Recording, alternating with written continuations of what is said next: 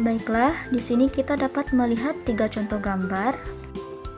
Pada gambar yang pertama, yaitu yang paling sudut kiri, di sana kita dapat melihat bahwa ada lampu yang sudah dihubungkan dengan 2 kabel yang berbeda dan dihubungkan dengan batang elektroda.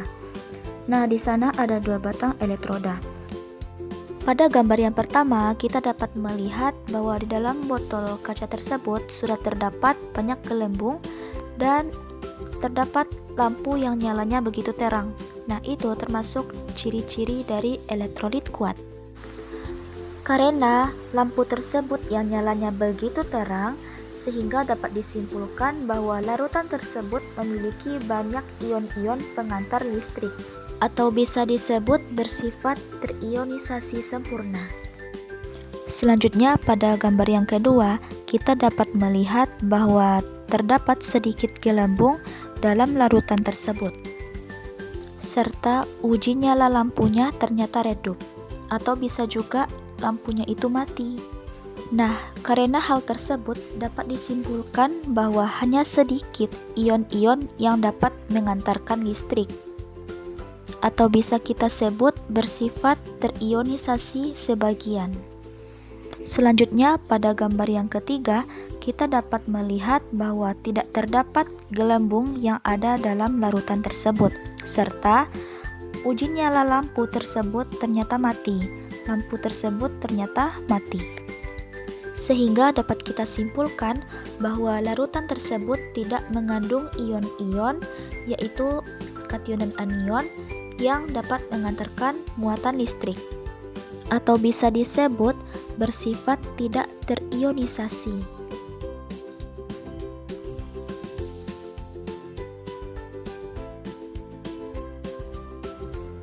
Larutan elektrolit. Larutan elektrolit adalah larutan yang dapat menghantarkan arus listrik karena mengandung ion-ion yang bergerak bebas.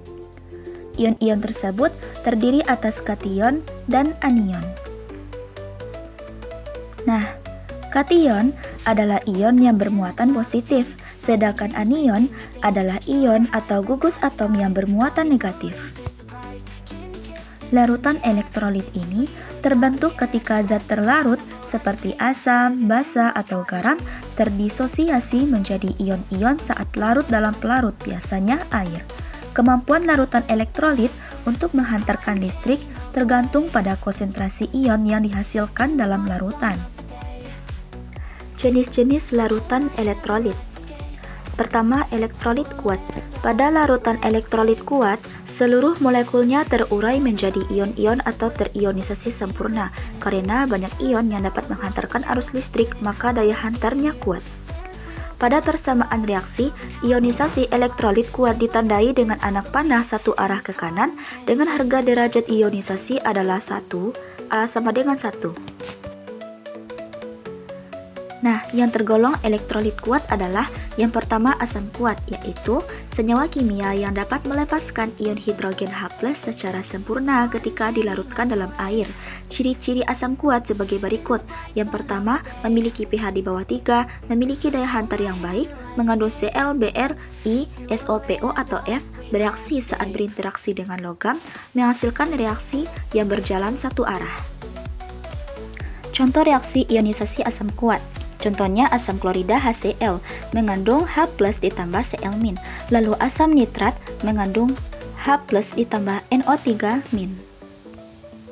Yang kedua yaitu basa kuat, yaitu basa yang terionisasi secara sempurna dalam air dan memiliki pH yang tinggi, biasanya lebih besar dari 11. Contoh reaksinya litium hidrosida LiOH mengandung Li+ ditambah OH-, lalu natrium hidrosida NaOH mengandung Na+ ditambah OH-.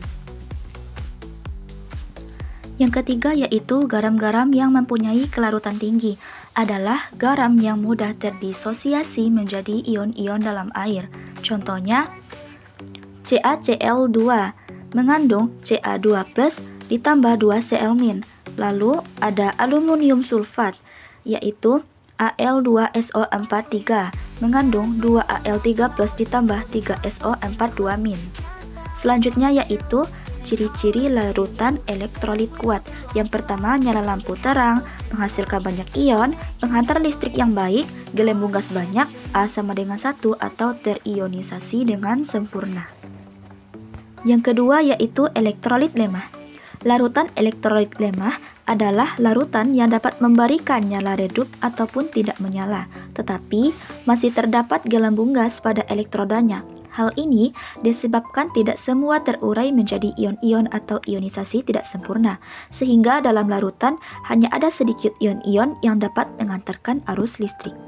Dalam persamaan reaksi, ionisasi elektrolit lemah ditandai dengan panah dua arah bolak-balik, dengan harga derajat ionisasi lebih dari 0 tetapi kurang dari 1.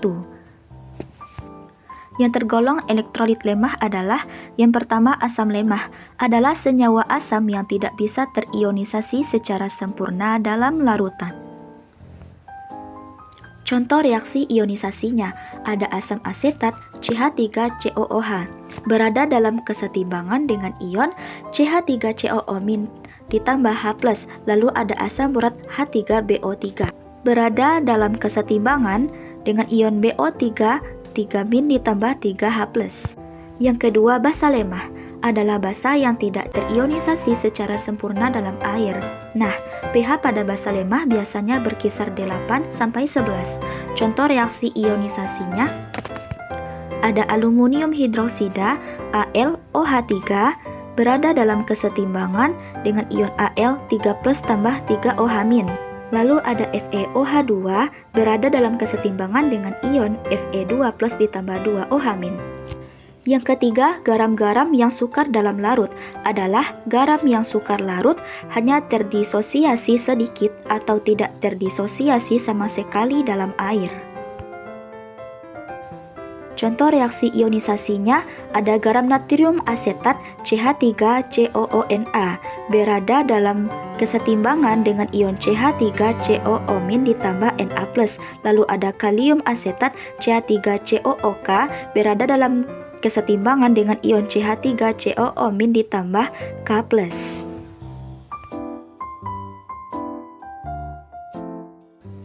Baiklah, selanjutnya kita masuk ke dalam materi larutan non-elektrolit. Larutan non-elektrolit adalah larutan yang tidak dapat menghantarkan arus listrik, dengan memberikan gejala berupa tidak ada gelembung dalam larutan atau lampu tidak menyala pada alat uji.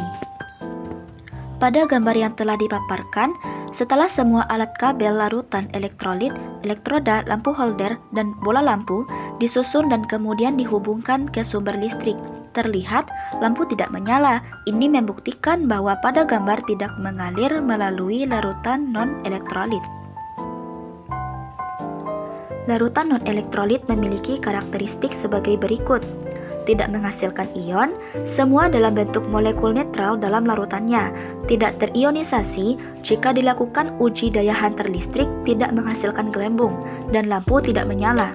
Lalu, derajat ionisasi sama dengan 0. Larutan non-elektrolit tergolong ke dalam beberapa jenis, misalnya larutan urea, merupakan larutan non-elektrolit karena urea yang dilarutkan dalam air tidak membentuk ion-ion dan tidak dapat menghantarkan listrik.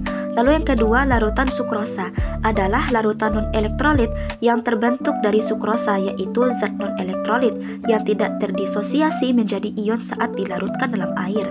Lalu yang ketiga, larutan glukosa, larutan non-elektrolit karena walaupun gula bisa larut di dalam air, glukosa tidak melepaskan ion di dalam larutan. Biasanya senyawa non-elektrolit adalah senyawa kovalen polar dan non-polar, yang mana terlarut dalam air sebagai molekul, bukan ion. Senyawa kovalen mempunyai ikatan kovalen atom yang berikatan, dan dengan demikian tidak dapat terionisasi pada larutan dan hanya membentuk molekul. Sebagai contoh, gula dan alkohol dapat larut dalam air, tetapi hanya sebagai molekulnya saja. Selanjutnya yaitu materi asam, basa, dan garam. Yang pertama, asam. Asam adalah senyawa yang ketika dilarutkan dalam air akan melepaskan ion hidrogen H+ yang berfungsi sebagai proton. Asam memiliki sifat khas yang dapat menyebabkan penurunan pH larutan menjadi lebih rendah dari 7.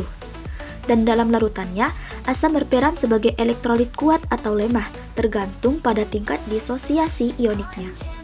Sebagai contoh, asam klorida HCl adalah asam kuat yang terdisosiasi sepenuhnya dalam air, melepaskan ion H dan ion klorida Cl. Sebaliknya, asam asetat CH3COOH adalah asam lemah yang hanya terdisosiasi sebagian dalam larutnya. Lalu yang kedua, basa. Basa adalah senyawa yang dapat melepaskan ion hidrosida OH- saat terlarut dalam air. Basa memiliki sifat khas yang meningkatkan pH larutan menjadi lebih tinggi dari 7. Basa kuat seperti natrium hidrosida NaOH dan natrium hidrosida KOH dapat terdisosiasi sepenuhnya dalam air, melepaskan ion OH secara maksimal. Sebaliknya, basa lemah seperti amonia NH3 hanya terdisosiasi sebagian dalam larutan dan melepaskan ion OH dalam jumlah yang lebih sedikit. Lalu yang ketiga yaitu garam. Garam terbentuk dari reaksi asam dan basa yang menghasilkan senyawa netral berupa ion-ion yang terlarut dalam air. Ketika garam dilarutkan dalam air, ia akan terdisosiasi menjadi kation ion positif dan anion ion negatif yang dapat menghantarkan listrik.